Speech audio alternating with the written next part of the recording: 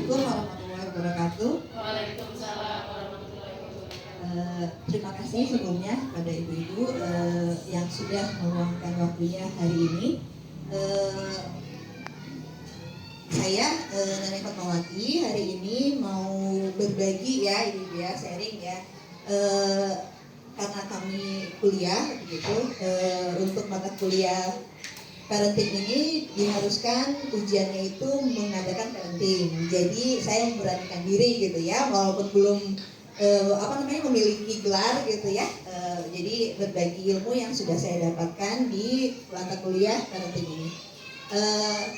Hari ini saya akan berbagi ilmu mengenai pentingnya membangun komunikasi positif dengan anak. Nah, sebelumnya refleksi dulu. Seberapa sering ibu-ibu mengatakan pada anak, sudah menangisnya udah, gitu. Terus kan udah dibilangin berkali-kali sama mama. Terus kamu masih kecil, nggak usah ikut-ikutan. Mama capek, jangan ganggu dulu. Siapa yang suka ngomong gitu sama anak-anaknya? Aku ya. Nah, nanti kita bahas. Di sini itu baik atau tidaknya itu ya mengatakan semua itu kepada anak ya. Oke. Nah, di sini pengertian komunikasi adalah cara orang tua berbicara dengan anak sehingga anak memahami pesan yang disampaikan orang tua. Nah, dari sini sudah dapat dipahami ya ibu ya. Jadi pesan yang orang tua ingin sampaikan pada anak. Kalau misalkan pesannya itu kurang baik, bagaimana didapatkan ke anaknya itu? Pasti kurang baik kan? Nah, dengan nada bicara yang agak tinggi begitu ya, anak juga akan si mama lagi marah nih gitu ya, akan takut begitu. Terus kata-katanya, kalau misalkan kata-katanya yang kasar begitu, itu kan akan menjadi pembelajaran buat anak ya. Nanti buat dianya berbicara kepada orang lain akan seperti itu begitu. Nah, ibu-ibu mau anaknya seperti itu? Tidak. Nah, ya, jadi mulai hari ini insya Allah kita mulai membiasakan diri untuk berkomunikasi yang positif kepada anak. Ya ibu ya. Baik, lanjut. Nah, untuk yang berikutnya adalah ciri-ciri kemampuan berbicara dan cara berkomunikasi dengan anak usia dini. Ini untuk ciri-ciri kemampuan berbicara anak 0 sampai 1 tahun. Ibu-ibu sudah pasti udah melewati fase ini kan ya. Udahlah ini mah ya. Lanjut. Nah, yang ini juga ya 1 sampai 3 tahun. Mama-mama ada yang punya anak 3 tahun.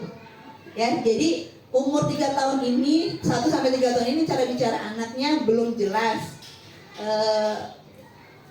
Masih cadel gitu ya, kayak misalkan bilang susu jadi tutu gitu ya, mobil jadi imbil gitu. Terus menggunakan mimik wajah, gerakan tubuh saat berbicara, misalnya matanya tuh melotot gitu. Terus saat marah gitu, terus menunjuk barang-barang yang diinginkan begitu. Jadi kalau misalkan anak belum paham kosakatanya belum banyak, itu kalau misalkan mau sesuatu paling nunjuk begitu ya ibu ya. Nah, bertanya nama-nama benda gitu, misalkan ini apa, yang ini apa. Nah, cara bicara dengan mereka itu saat usia umur 1 sampai 3 tahun itu menyimak dengan baik saat anak berbicara, memberi kesempatan anak menyelesaikan bicaranya, mencontohkan kata dan kalimat dengan benar, memberitahu nama-nama benda, situasi dan keterangan di sekitar. Nah, ini untuk memberi kesempatan anak menyelesaikan bicaranya itu, jadi kadang anak perlu berpikir untuk apa ya yang mau aku bilang kayak gitu. Ya, jadi dikasih kesempatan begitu ya. Jadi misalkan mama, aku mau ini gitu. Jadi jangan mama apa begitu. Jadi sebelum anak selesai ngomong tuh udah dibilang apa dulu gitu ya. Jadi anaknya udah jadi gitu. Ya ibu-ibu ya. Oke, lanjut next. Nah, ini yang penting ya, yang mama-mama anaknya lagi sekolah di sini gitu ya. Yaitu ciri-ciri kemampuan bicara anak usia 3 sampai 6 tahun itu, cara berbicara sudah semakin jelas dan dapat dipahami orang lain. berbicara dalam kalimat terdiri dari 3 kata, misalkan Dede minta makan, kosakata sudah bertambah banyak tuh, kosakatanya udah nambah banyak ibu-ibu gitu ya. Jadi kalau misalkan itu udah nyerap banget gitu ya, misalkan kata yang dasar makan, minum, tidur itu udah hafal. Nah kalau misalkan ditambah dengan kata-kata gaul mama-mama yang biasa mama-mama ngobrolkan dengan temannya, terus diberikan kepada anak, itu akan nambah banyak anak-anaknya gitu ya. Tapi apakah itu baik atau tidak gitu buat anak gitu ya teman-teman ya. Terus dan juga kita harus mulai aware saat anak usia 3-6 tahun ini terhadap pergaulannya di luar rumah gitu ya. Kan kalau anak keluar rumah itu misalkan bawa cuma seember kata-kata, nanti pulang-pulang enggak sabak gitunya dapat dari mana ini gitu ya. Mending kalau misalkan ada yang baik begitu ya teman-temannya gitu. Apakah teman-temannya itu memberikan kata-kata pengaruh yang baik atau tidak begitu gitu ya. Nah kita itu sebagai orang tua harus bisa mensaring dan memberi penjelasan bahwa kata-kata itu baik atau tidak begitu ya.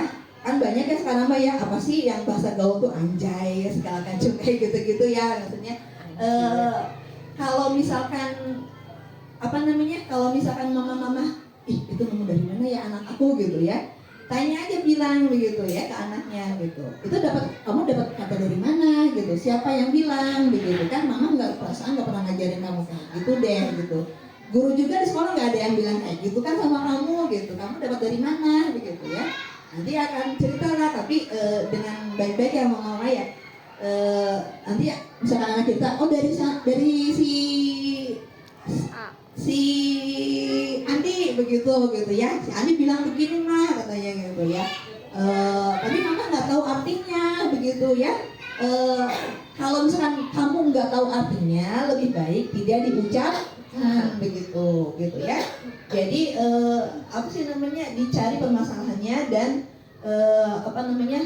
kalau misalkan tidak tahu gitu ya, apa sih yang anak susah dimengerti kan. Kalau biasanya kalau anak-anak itu kosakatanya itu kata-kata yang hanya misalkan sebatas sepeda 3 suku kata gitu ya. Nah kalau misalkan ada yang kayak lebih dari 4 suku kata itu misalkan kayak komunikasi begitu, mungkin itu awam ya untuk anak begitu. Nah jadi itu alangkah lebih baiknya dicari itu artinya bersama anaknya gitu. Jadi apa ya Mak ini artinya gitu ya, kita cari gitu ya. Sekarang ada yang Google-nya ibu ya gitu ya. Jadi kalau misalkan memberi penjelasan kepada anak untuk kata-kata yang tidak dia mengerti, itu bisa dicari solusinya gitu bersama-sama gitu ya. Jadi itu akan lebih masuk akal sama anak begitu. Jadi dia bisa menerima gitu, enggak hanya itu mah cik si mama cina gitu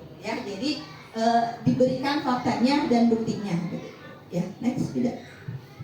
Nah, hal yang perlu dihindari dalam berkomunikasi dengan anak usia dini yaitu melakukan kegiatan lain saat anak berbicara. Nah, anak lagi cerita nih, pulang nih pulang dari main sama temennya, mama gini, iya ntar gitu kan, mamanya ketukumbah gitu ya. Nah kalau misalkan anak lagi cerita lagi semangat-semangatnya itu, berhenti dulu cuci piringnya gitu ya, dengerin dulu anaknya gitu ya. Bisa ya. Nggak bisa. Itu tapi itu memang itu kan untuk perkembangan anak-anak kita ibu-ibu gitu ya. Jadi cuci piring mah bisa beres dia gitunya. Kalau misalnya lagi nanti nunggu suami aja pulang kerja gitu ya. Tadi diganggu sama si Dede, coba tolong beresin cuci piringnya begitu. Gitu ya. Terus yang kedua itu memotong pembicaraan anak. Nah, anak lagi cerita nih, lagi seru-serunya begitu ya. Tadi kan si Ririn itu sama mamanya pergi di sini, nggak taunya ada WA ke si mama tehnya gitu. Ujuk-ujuk gitu ya. Bentar Nek, abang ini dulu. Itu terus kita langsung gitu teh gitu. Si antusias anak lagi ceritanya tuh udah langsung down lah gitu. Terus ini mah nggak usah katanya. Nah, kalau begitu kan anak lebih milih ke temannya ibu-ibu gitu ya.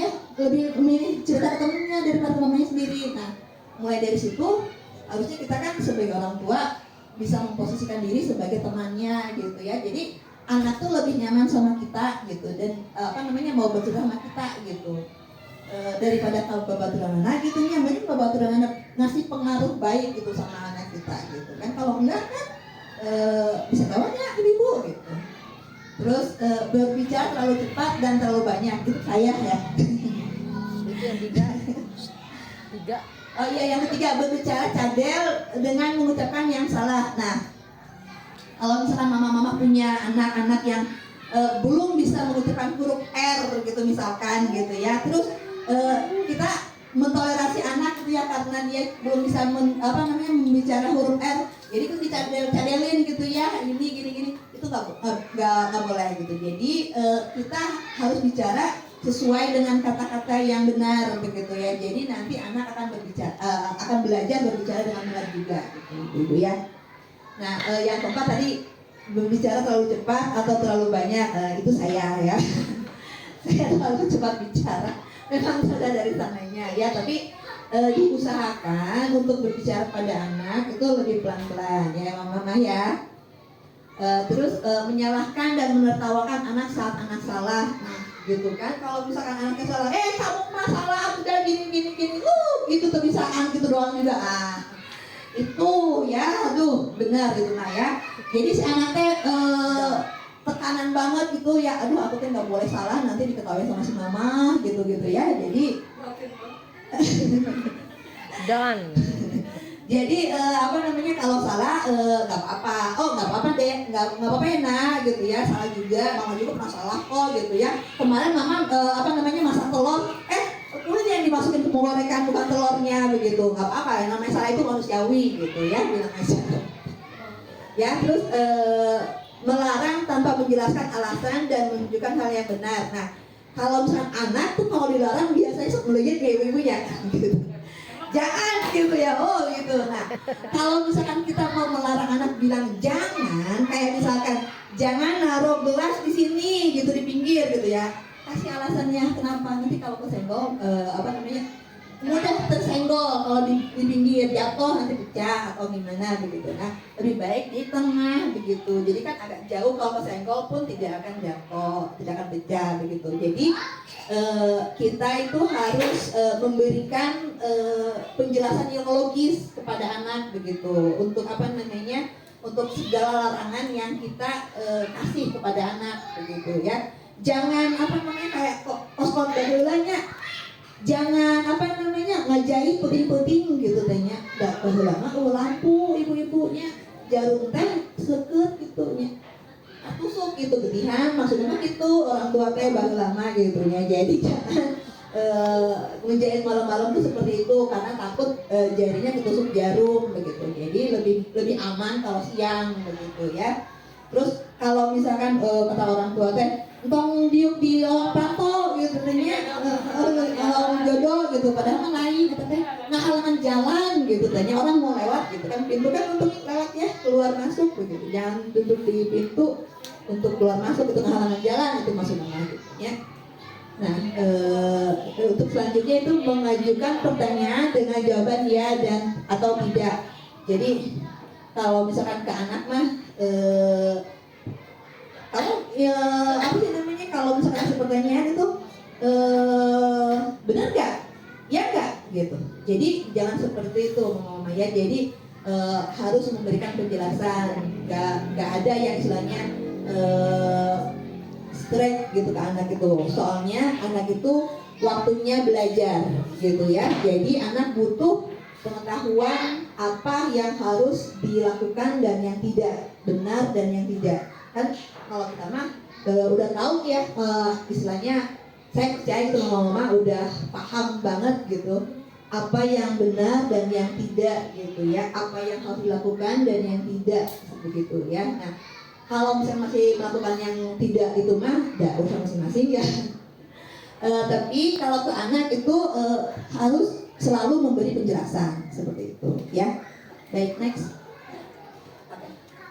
Nah, ini hal yang penting dilakukan dalam berkomunikasi dengan anak usia dini, yaitu yang pertama menatap wajah anak saat berbicara atau menjawab pertanyaan anak. Nah, kalau lagi ngobrol gitu ya, mata nanti yang kan itu, kan dia gitu ya, dari apa gitu ya, ngeliatin gambar siapa gitu ya. Jadi kita lagi ngobrol sama anak, ya kita tatapan sama anak gitu ya. Jadi komunikasinya lebih intens dan anak akan lebih merasa dihargai begitu ya sama kita saat berbicara dengan kita. Nah, selanjutnya itu menyimak dengan baik saat anak berbicara. Nah, kalau anak lagi bicara sama kita gitu, cerita gitu ya, kita harus menyimak apa saja yang diceritakan sama anak kita ini gitu ya. Nanti jangan sampai misalkan si anak udah cerita nih tentang si ini gitu, tentang temannya si Anita gitu. Nah, nanti pas dia mau cerita lagi, "Mak, si Anita yang mana ya? Ah, si mama kemarin diceritain pohon deui gitu kan ya." Jadi anak teh masa kudu ngulang-ulang lagi sih gitu. Jadi sebisa mungkin kita harus perhatian dengan hal-hal kecil tentang anak kita gitu ya. Nah, untuk selanjutnya itu menunggu anak bicara sampai selesai. Nah, kalau misalnya anak lagi cerita sampai selesai, ditunggu, kita dengarkan sampai selesai. Kalau misalnya sudah selesai, dia kan akan berhenti sendiri, baru kita tanya, sudah deh ceritanya, sudah mah gitu ya, ya udah.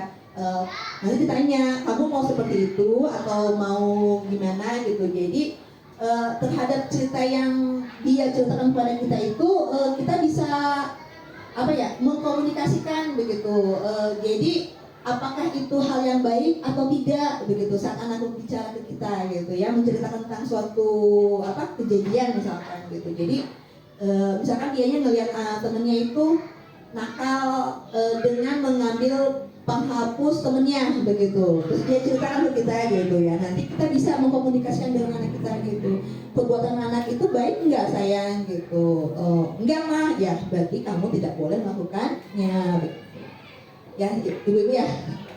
Terus next itu memuji anak, berbicara dengan jelas dan kata-kata mudah dipahami ya. Jadi kalau berbicara memang gunakan bahasa yang sederhana yang bisa dipahami anak gitu ya. Jangan bahasa gaul ibu-ibu atau bahasa formal yang belum beredar di apa namanya saat obrolan mama-mama dengan anak begitu ya. Terus memuji anak karena mau bercerita. Nah, kalau misalkan anaknya udah selesai bicara nih, udah bisa cerita begitu ya, mama-mama langsung bilang ke anaknya gitu ya, nanti sayang, terima kasih kamu mau cerita sama mama tentang si ini begitu ya. Tadi terima kasih udah mau cerita kegiatan kamu di sekolah gitu hari ini, kamu pinter deh mau ceritanya begitu, nanti bisa cerita lagi ya gitu ya. Terus menjelaskan akibat perbuatan berbahaya dan menunjukkan pilihan yang lebih baik. Yang tadi ya yang setelah dia bercerita itu kita bisa mengkomunikasikan apakah kejadian itu baik atau tidak atau berbahaya begitu ya.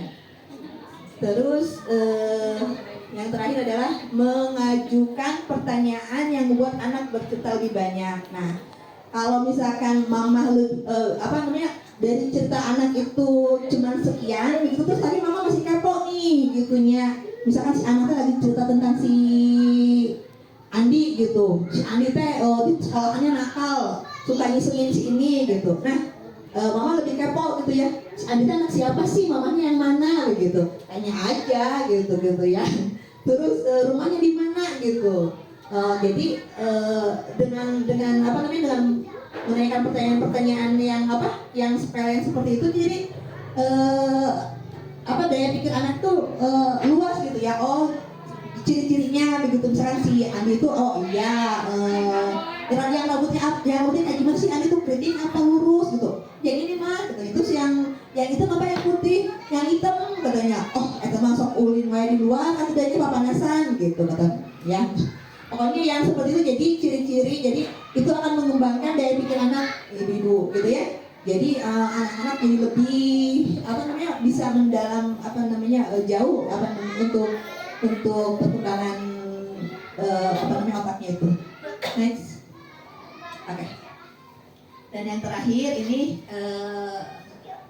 Belajarlah menjadi pendengar yang baik sehingga komunikasi akan menjadi lebih efektif. Sekian dari saya. Terima kasih Mama. Jika ada yang mau bertanya atau mau curhat saat berkomunikasi dengan anaknya, mangga siapa yang mau bertanya, saya persilahkan.